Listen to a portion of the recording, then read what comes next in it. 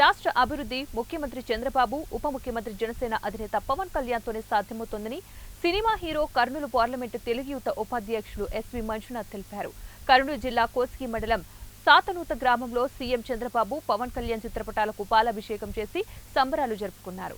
ఈ సందర్భంగా ఎస్వి మంజునాథ్ మాట్లాడుతూ వైసీపీ పార్టీకి రాష్ట్ర ప్రజలు తగిన గుణపాఠం చెప్పారని, మాజీ ముఖ్యమంత్రి జగన్మోహన్ రెడ్డి నిరంకుశ పాలనలో ఉద్యోగులు అన్ని వర్గాల ప్రజలను కూడా తీవ్ర ఇబ్బందులు పడ్డారన్నారు.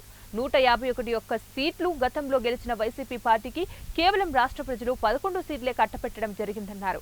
కూటమి ప్రభుత్వానికి రాష్ట్రంలో ప్రజలు ఉద్యోగులు 164 సీట్లు కట్టబెట్టడం హర్షించదగ్గ విషయమని వారన్నారు. మరో 20 ఏళ్లు కూటమి ప్రభుత్వమే రాష్ట్రంలో అధికారంలో ఉంటుందని ఆయన తెలిపారు.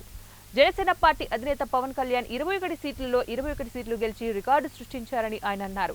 ఇందులో జనసేన, టీడీపీ నాయకులు, కార్యకర్తలు పాల్గొన్నారు. కాపాడడానికి వచ్చాడు. ఈ సైకో జగన్ కి అంత పెద్ద స్టార్స్ వస్తే ఆ ఈగో ఫీలింగ్ తగ్గతాదనే ఉద్దేశంతోనే ఆ రోజు తొలగొచ్చినాడు.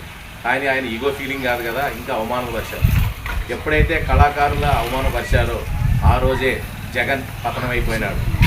ఎందుకంటే కళాకారుల్ని ఎవరైతే అవమానపరుస్తారో ఎవరు ఇంతవరకు చరిత్రలో నెగ్గినేది లేదు.